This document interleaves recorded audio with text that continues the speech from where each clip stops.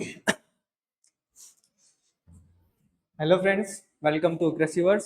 तो दोस्तों, आज हम लोग इस वीडियो के जरिए डिस्कस करने वाले हैं अपने जो बच्चे एग्रीकल्चर लेते हैं, उसके बाद वो लोग ट्वेल्थ करते हैं एग्रीकल्चर से, फिर बीएससी करते हैं, फिर एमएससी करते हैं। तो अपन देखने वाले हैं इस वीडियो में कि आपके 12वीं के बाद क्या क्या स्कोप है करियर के, बीएससी के बाद क्या क्या आपके पास ऑप्शंस होते हैं करने के लिए, और क्या क्या जॉब आप साथ में प्रिपेयर कर सकते हो किस किस जॉब के लिए। इसी तरह एमएससी का अपन देखते हैं ना। तो जो बच्चा अभी 12वीं में है उनके लिए अपन समझते हैं पहले। अभी जो स्टूडेंट जिन्होंने जो 12वीं में एग्रीकल्चर में ना, वो क्या करेंगे अभी, वो अभी एग्जाम देंगे जेईटी का, और एक होता है सीयूटी का। जेईटी से क्या मिलता है अपन को, बीएससी ऑनर्स एग्रीकल्चर। सेम अपन को सीयूटी से मिलता है। दोनों में फर्क क्या है, आप जेईटी का एग्जाम दोगे तो आपको एडमिशन मिलेगा राजस्थान गवर्नमेंट, मतलब राजस्थान जो यूनिवर्सिटीज है, राजस्थान गवर्नमेंट की जो यूनिवर्सिटीज है और जो प्राइवेट कॉलेजेस वगैरह हैं, उनमें आपको एडमिशन मिलता है राजस्थान के अंदर। और सीयूटी से आपको मिलता है एडमिशन ऑल ओवर इंडिया में, कहीं भी आपको कोई सी भी यूनिवर्सिटी मिल सकती है। साथ में आपको सेंट्रल वगैरह, सेंट्रल यूनिवर्सिटी वगैरह होती है, वो भी अपने सीयूटी से ही मिलती है आपको, ठीक है। फिर कुछ स्टूडेंट होते हैं, वो सोचते हैं कि हमने ट्वेल्थ एग्रीकल्चर से कर ली, हमको आगे बीएससी नहीं करनी, हमको सिर्फ प्रिपेयर करना है गवर्नमेंट जॉब के लिए। तो लोग क्या करते हैं, वो लोग करते हैं अपने राजस्थान में एक होती है कृषि पर्यवेक्षक, एग्रीकल्चर सुपरवाइजर,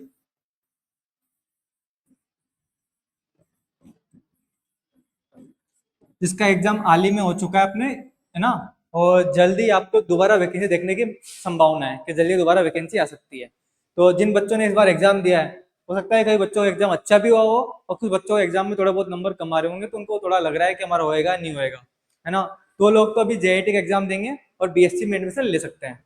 और जिनका एग्जाम अच्छा हुआ है, वो सोचेंगे कि अपना एग्जाम हो चुका है अच्छा, तो अपन लोग क्या करेंगे, एग्रीकल्चर सुपरवाइजर बन जाएंगे और जॉब करेंगे गवर्नमेंट।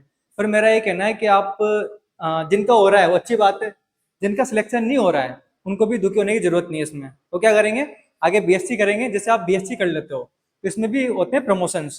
तो आपकी जितनी अच्छी डिग्री होगी, जितनी आपने हायर स्टडी कर रखी होगी, उस पोस्ट के इक्विवेलेंट जो क्वालिफिकेशन चाहिए उससे ऊपर क्वालिफिकेशन आपने कर रखी होगी, तो आपका होता है प्रमोशन। तो कोई हताश होने की जरूरत नहीं है आपको। अगर आपका एग्जाम अच्छा भी नहीं हुआ हो तो आप बीएससी करो, फिर दोबारा एग्जाम दो। आप बीएससी के साथ जाओगे तो आपको जल्दी आपका प्रमोशन हो जाएगा। तो दुखी होने वाली कोई बात नहीं है इसके लिए ना। और फिर उसके बाद आप बीएससी में ले लिया आपने एडमिशन जेट के थ्रू या सीयूटी के थ्रू, उसके बाद आपको क्या करना है, आपको करना है साथ साथ में, या तो आप एमएससी के लिए प्रिपेयर कर सकते हो, ठीक है, या आप गवर्नमेंट जॉब के लिए प्रिपेयर कर सकते हो। क्या होता है, आपको अगर आप राजस्थान की तैयारी कर रहे हो तो आपको क्या होगा, एग्रीकल्चर तो पूरा पढ़ना ही है अपन को। एग्रीकल्चर तो अपन को पूरा पढ़ना ही है, दोनों के लिए, एमएससी के लिए भी और जॉब के लिए भी। पर आप अगर पर्टिकुलर राजस्थान गवर्नमेंट की जॉब के लिए प्रिपेयर कर रहे हो, कौन कौन सी जॉब होती है अपने राजस्थान में अपने आती है डबल ए, ठीक है। ये अपन जॉब कर सकते हैं। साथ में अपने एफएसओ की आती है, वो भी बीएससी के बेसिस पे अपन एफएसओ के लिए अप्लाई कर सकते हैं। ये दोनों जॉब है आप बीएससी के अकॉर्डिंग राजस्थान गवर्नमेंट में कर सकते हो, ठीक है। इसके लिए क्या करना है आपको, एग्रीकल्चर तो पढ़नी है, साथ साथ में आपको राजस्थान जीके अच्छे से पढ़नी है। जिस बच्चे का राजस्थान जीके अच्छा हो जाएगा, 4 साल में पढ़ेगा वो, तो हो सकता है उसका चांसेस है कि वो जीके में कमांड अच्छी कर लेगा। तो उसकी पूरी पूरी संभावना है कि बच्चा इस एग्जाम को क्वालिफाई कर लेगा, क्योंकि आजकल जो एग्जाम हो रहा है मोस्टली जीके पे डिपेंड है। जिन बच्चों के जीके क्वेश्चन राइट हो रहे हैं उनका एग्जाम में सिलेक्शन होने के चांसेस ज्यादा होते हैं। और कुछ स्टूडेंट होते हैं वो सोचते हैं कि हमको राजस्थान गवर्नमेंट में जॉब नहीं करनी, हमको करनी है सेंट्रल गवर्नमेंट की जॉब। तो सेंट्रल में अपने क्या क्या होता है, हाँ, सेंट्रल में अपने आता है एफसीआई का एग्जाम होता है, एएफओ का होता है, ठीक है, नाबार्ड का होता है, सीसीआई का होता है, सीसीआई होता है कॉटन कॉर्पोरेशन ऑफ इंडिया, इसका एग्जाम होता है, एनएससीएल का होता है, सीड की है ना, नेशनल सीड कॉर्पोरेशन लिमिटेड, इसका एग्जाम होता है अपने। और अदर स्टेट में भी, अदर स्टेट होते हैं ना, अदर स्टेट, उनमें भी वैकेंसी आती है खूब सारी। कौन कौन सी, उनमें आती है एडीओ की, हरियाणा में एडीओ की पोस्ट आती है ना।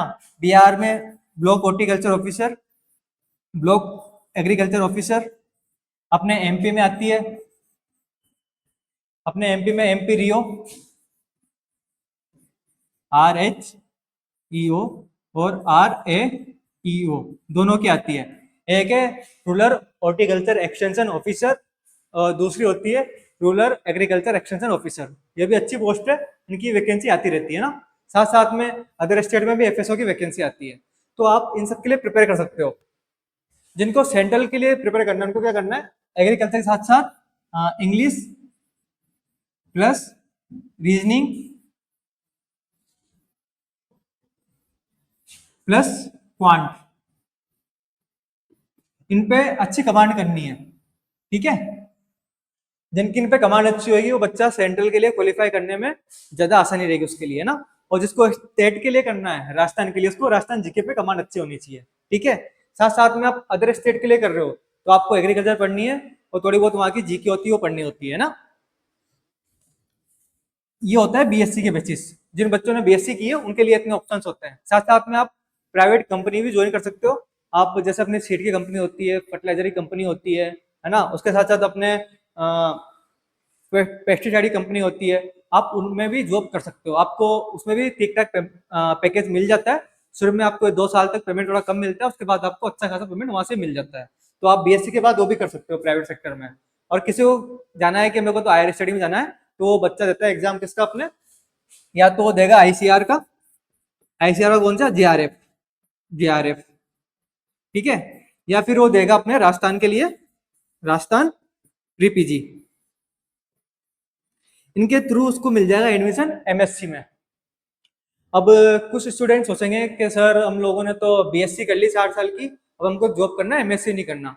तो मैं उनको बताऊं, अगर आप जितनी हायर स्टडी में जाते हो आप MSc करोगे तो आपके लिए करियर ऑप्शन और ज्यादा खुल जाएंगे। जैसे कि अ, मान लो,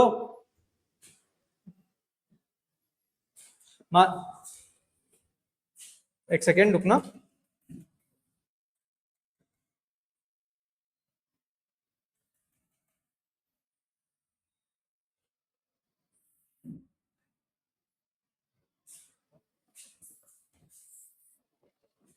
ठीक है, मान लो आपने MSc में, आपने ले लिया MSc में एडमिशन। आप करोगे MSc AG अलग अलग सब्जेक्ट में। सब्जेक्ट कौन कौन से अपने हो गया, जैसे एग्रोनॉमी हो गया, एग्रो हो गया, हॉर्टिकल्चर हो गया, ठीक है, एंटो हो गया, पैथो हो गया, निमेटोड हो गया, निमेटोलॉजी हो गया। ठीक है, और भी खूब सारे सब्जेक्ट होते हैं, सोइल हो गया। ठीक है, ऐसे अलग अलग सब्जेक्ट में MSc होती है अपने। कोई एक्सटेंशन में करता है, इकोनॉमिक्स में करता है, एक्सटेंशन में करते हैं, इकोनॉमिक्स में करते हैं, LPM में एनिमल हस्बेंड्री में करते हैं। ठीक है, पशुपालन में ना, कोई बायोटेक में करता है, कोई ब्रीडिंग में करता है ना। इन सब में आप MSc कर सकते हो। MSc करने का फायदा क्या होगा, जैसे आपने MSc कर ली मान लो, तो आप क्या होगा, या तो आप MSc करने के बाद जैसे एग्रोनॉमी वाले होते हैं, सोइल वाले होते हैं, या भी जो कंपनी वगैरह होती है फर्टिलाइजर की, उसको ज्वाइन कर लेते हैं। और जो अपने होते हैं प्लांट प्रोटेक्शन वाले, जैसे कि पैथोलॉजी वाले, एंटोमोलॉजी वाले, निमेटोलॉजी वाले, ये करते हैं अपने पेस्टिसाइड की कंपनी ज्वाइन कर लेते हैं। तो प्राइवेट में भी आपको अच्छा खासा पेमेंट मिल जाता है देखने को। फिर इसके अलावा अगर आपको चाहते हो आपको गवर्नमेंट जॉब के लिए प्रिपेयर करना है, तो आपके MSc के बाद क्या होता है, MSc जब MSc कर लिया आपने, तो आपके लिए क्या होता है, या तो आप PhD कर सकते हो आगे, या फिर आप गवर्नमेंट जॉब के लिए प्रिपेयर कर सकते हो। तो गवर्नमेंट जॉब में आप एग्रीकल्चर ऑफिसर की एग्रीकल्चर ऑफिसर की आप एलिजिबल हो जाते हो एग्रीकल्चर ऑफिसर के लिए। साथ में आप ARO एग्रीकल्चर, या अपने होता है ARO रिसर्च ऑफिसर होता है, agriculture research officer, agriculture research officer.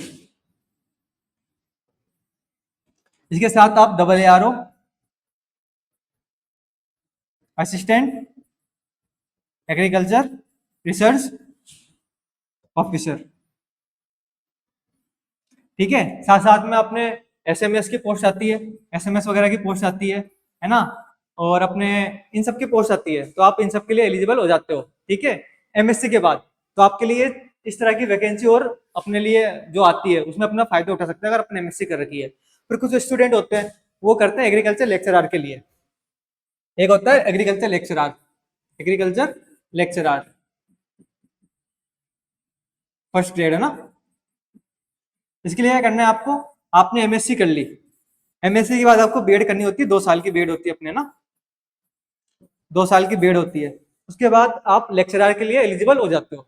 Lecturer में क्या होता है, लेक्चरार में बच्चे बहुत कम है। जैसे अभी एग्जाम जो आलिम एग्जाम हुआ लेक्चरार का, उसमें क्या हुआ, एक पोस्ट पे एक पोस्ट पे सिर्फ 4 स्टूडेंट है। तो कितना कम कंपटीशन है, सोचो आप। अगर आपने जीके मजबूत कर लिया आपकी, तो आपका 99% चांस है आप लेक्चरर को क्रैक कर लोगे आराम से। बस जीके आपकी स्ट्रॉन्ग होनी चाहिए। इसमें जीके जो फैक्टर है फर्स्ट पेपर का, वो इंपॉर्टेंट है। लेक्चरर में अपने होते हैं 2 पेपर, 2 पेपर होते हैं, ठीक है। उसमें क्या होता है, जैसे आपने लेक्चरर के लिए प्रिपेयर किया, इसमें आपके होंगे 2 पेपर। पहला आपका होगा फर्स्ट पेपर जीके का, दूसरा होएगा आपका एग्रीकल्चर का।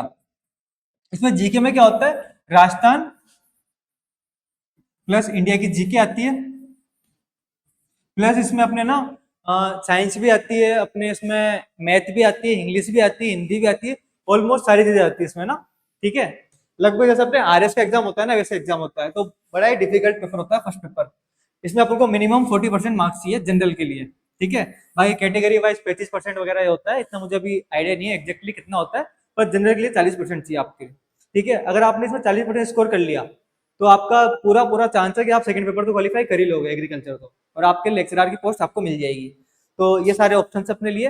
अब जो स्टूडेंट पीएचडी करते हैं, पीएचडी में जाके वो लोग प्रोफेसर वगैरह के लिए अप्लाई करते हैं, अपने रिसर्च पेपर वगैरह लिखते हैं, साइंटिस्ट वगैरह बनते हैं। तो वो पूरा अलग फैक्टर है, उसके लिए आपको 3 साढ़े 3 साल की पीएचडी करनी होती है, काफी लंबा प्रोसेस है। तो आप जॉब के लिए तो यहाँ तक प्रिपेयर कर सकते हो, ठीक है।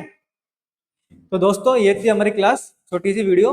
हो सकता है आपके लिए काफी इंफॉर्मेटिव वीडियो रही हो। और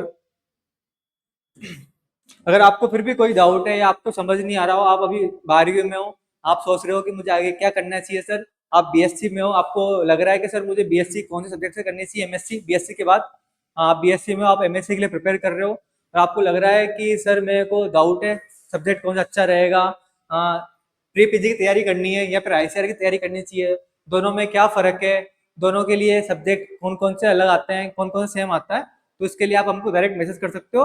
हम आपको पूरा की पूरा उसका जो सॉल्यूशन है आपके लिए, जो भी आपके लिए बेस्ट रहेगा, हम आपको प्रोवाइड करने का कोशिश करेंगे। जैसे कि अपने एमएससी होती है राजस्थान में, तो अपने राजस्थान के एमएससी के लिए जो होता है एग्जाम होता है प्री पीजी, तो उसमें अपने क्या होता है, उसमें अपने एग्रीकल्चर का पूरा सिलेबस आता है जो आपने बीएससी में पढ़ा है। पर आप अगर आईसीआर के लिए प्रिपेयर कर रहे हो, तो आपको पर्टिकुलर सब्जेक्ट एक पढ़ना होता है। जैसे आपको मान लो एंटोमोलॉजी में करनी है, तो आपको एंटो ही पढ़ना होता है, और उससे रिलेवेंट सब्जेक्ट होते हैं वही पढ़ने होते हैं, आपको पूरी एग्रीकल्चर पढ़ने की जरूरत नहीं पड़ती है ना। तो ये कुछ डिफरेंस होते हैं। अगर आप प्रिपेयर कर रहे हो तो आप मैसेज करना, आपको जरूर उसका गाइडेंस मिलेगी। धन्यवाद साथियों।